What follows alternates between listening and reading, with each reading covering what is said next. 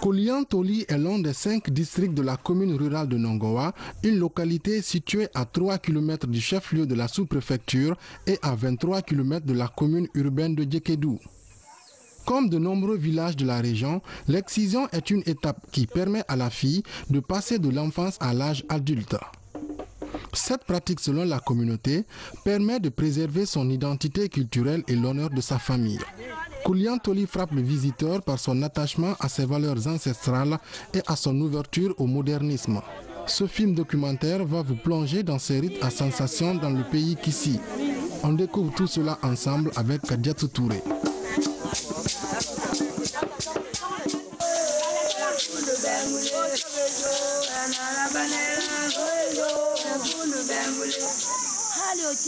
L'initiation des jeunes filles a lieu chaque année.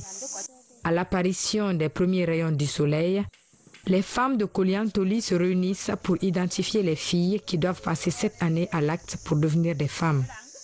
Ce rituel a lieu une année avant le grand jour. Les parents des filles identifiées sont ensuite informés, le tout rythmé de chants et de pas de danse à l'image de la tradition en pays Kissi. À l'issue de cette première étape, les tuteurs de circonstance des enfants organisent alors une campagne de collecte des vivres pour l'entretien des filles. Elles sont ensuite logées ensemble avant le jour de l'excision fixé par le Conseil des femmes. L'attente a été longue pour les jeunes filles, mais le jour est enfin arrivé et les villages environnants sont aussi invités pour l'occasion. Les filles sont ensuite conduites dans un coin retiré de la brousse où l'acte devra s'effectuer.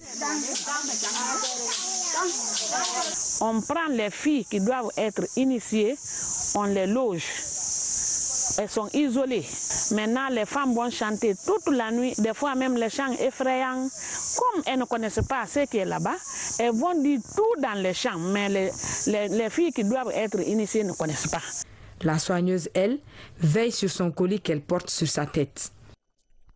Le matin à 6 heures, on vient vous sortir. Il y a un groupe de femmes déjà là-bas, avec l'exciseuse. Elles se cachent là-bas. Il y a les femmes qui vous accompagnent. Vous marchez doucement comme des reines. Arrivé à un certain moment, il y a une qui vient pour barrer le chemin. Elle vous barre le chemin, c'est-à-dire cela veut dire que vous êtes arrivé maintenant là où on doit vous exciser. Après l'étape de l'excision, les femmes retournent au village en dansant, preuve qu'aucun incident majeur n'est survenu. Par la suite, les parents des filles leur offrent des cadeaux. Le chef du village lui-même remercie le groupe d'exciseuses.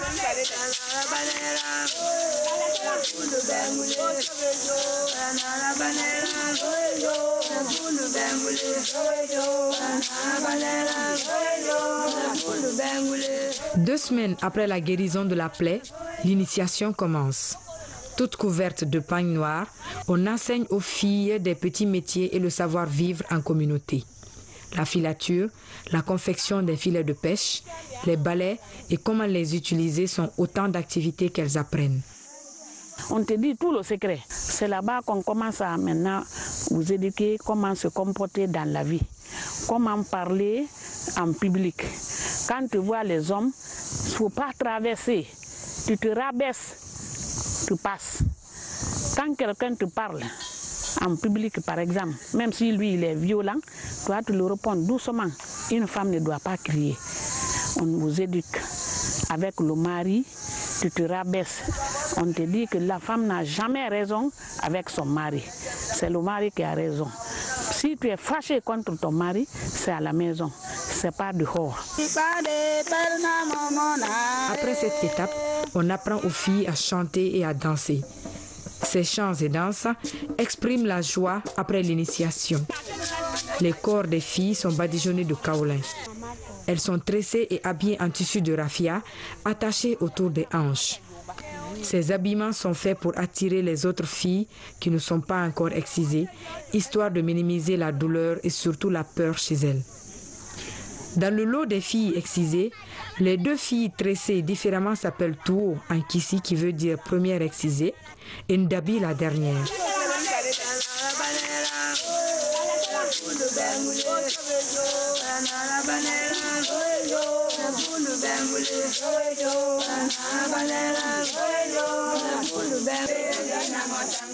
Les vieilles exciseuses, quant à elles, mettent la même pâte d'argile sur le front pour se distinguer des autres femmes du groupe. L'exciseuse est appelée Sokonotoma. Elle est toujours accompagnée d'une assistante qui porte son bagage. Ce bagage contient les objets de l'excision avec tous les fétiches qu'elle utilise. Les initiés sont interdits de dévoiler le secret de la forêt sacrée à des non-initiés au péril de leur vie. C'est l'enseignement reçu des encadreurs, appelés Sema, qui ont appris aux filles à danser et sont les premières à esquisser des pas de danse pendant la cérémonie de fin de l'excision. La sortie du camp d'initiation est une autre manifestation à laquelle tout le village et les villages environnants sont invités. De l'eau à boire est offerte aux filles avant que les parents ne viennent les récupérer. Ceux qui ne retrouvent pas leurs filles dans le groupe se rendent automatiquement compte que leur enfant a succombé pendant les rites.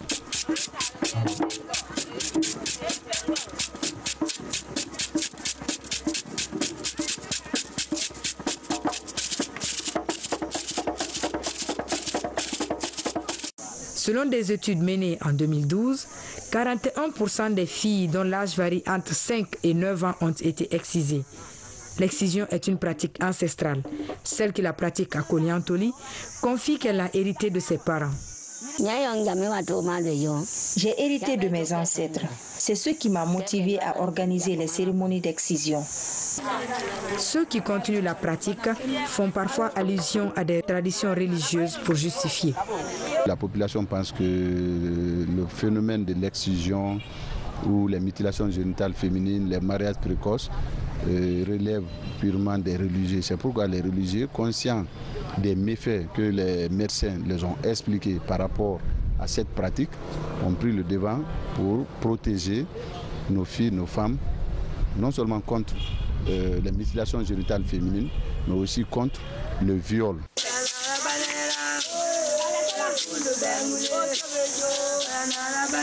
Il faut dire d'abord que l'excision est une pratique ancestrale qui remonte à la nuit des temps, qui ne trouve pas sa place ni dans la Bible ni dans la tradition de l'Église. Donc dans l'Église catholique, la position est claire, l'excision n'est pas une pratique tolérée. Dans le code de l'enfant guinéen, les mutilations génitales féminines sont interdites. Un arrêté conjoint des différents ministères concernés condamne aussi la pratique. Cependant, vu le poids de la tradition et de la coutume, peu de responsables osent traiter le dossier. À Guékédou, seul l'inspecteur général de la police a osé se saisir des cas, malgré les risques qu'il pouvait encourir. Quand nous envoyons des convocations pour interpeller ces gens-là, difficilement ils viennent, ils comparaissent, difficilement. Souvent, il faut envoyer une mission pour les faire venir. C'est beaucoup lié à nos coutumes et c'est très sensible. Une fois que vous parlez de ça, les gens se retirent. L'excision est considérée comme une violation grave des droits humains et fondamentaux.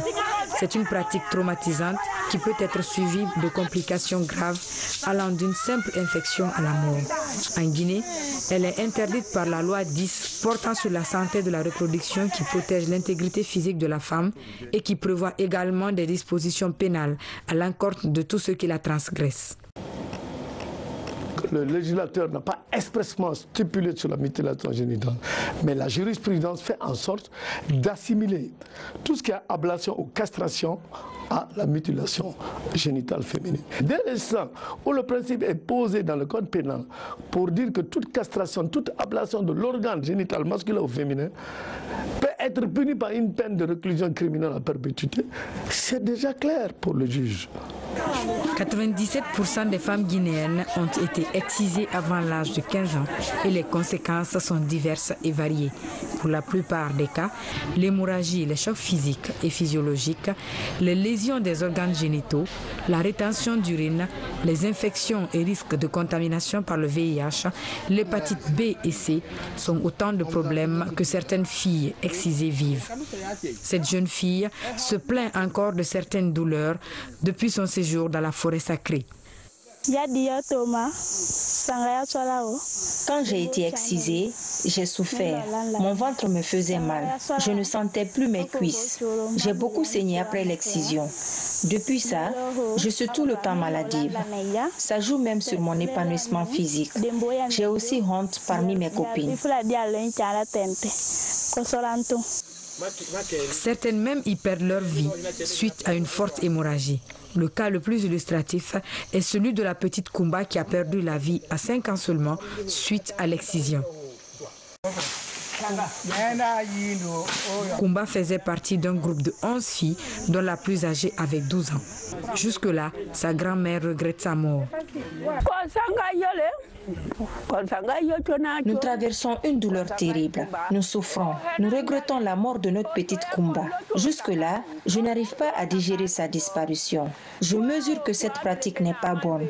Voilà que ma petite a été excisée et le lendemain, au lieu qu'on annonce la bonne nouvelle, c'est sa mort qu'on nous a annoncée. Nous sommes bouleversés. Il faut que cette pratique cesse si nous voulons sauver la vie de nos filles. Au-delà de ces risques, l'infibulation considérée comme l'une des causes du travail prolongé lors de l'accouchement provoque également les fistules. Selon des spécialistes, les femmes excisées sont exposées à des risques majeurs au cours de leur grossesse et à l'accouchement. Vous allez voir les femmes qui sont excisées avec des mauvaises cicatrices. Donc ces cicatrices-là, pendant que à la phase de l'expulsion, vous allez voir la femme, elle pousse, mais tellement que l'orifice est restreint, difficilement la tête sort. Et en sortant, vous allez assister à des déchirures, des grandes déchirures. Donc s'il y a déchirure, il y a l'hémorragie. Des fois, il y a des déchirures même. Il faut appeler le médecin pour venir faire la suture. Maintenant, au niveau de la tête fœtale, tu vas avoir les hématomes qui sont là et vous voyez les conséquences des hématomes. Des fois, il faut réanimer l'enfant. Bon, à un certain moment, c'est des enfants qui peuvent développer les épilepsies suite à l'hématome. Le gouvernement guinéen, à travers le ministère des Affaires sociales, a mené plusieurs actions pour mettre fin à l'excision en Guinée. Aujourd'hui, on est en train de former des magistrats et également les auxiliaires de la justice. Nous sommes en train aussi de voir au niveau des écoles, particulièrement au niveau des écoles classiques, l'intégration d'un module MGF dans le programme de formation, et on est en train de poursuivre l'intégration des modules d'enseignement dans les écoles de santé. À raison de son caractère culturel et traditionnel, l'exciseuse de Koliantoli donne une alternative qui pourrait épargner les jeunes filles de l'excision sans pour autant bannir la culture de la pratique. J'aurais souhaité que les autorités construisent des centres d'éducation pour nos filles. Ces centres ne seront plus utilisés pour exciser les filles, mais plutôt les éduquer sur nos coutumes et mœurs. Tout comme à Koliantoli, l'excision est pratiquée dans toutes les communautés guinéennes. C'est pourquoi, à l'occasion de la campagne nationale des leaders religieux sur la prévention des mutilations génitales féminines en Guinée, le secrétaire général des affaires religieuses a insisté sur le respect de la loi qui interdit la pratique de l'excision. L'abandon de cette pratique pourra permettre aux jeunes filles de vivre un avenir radieux afin de mieux servir leur communauté.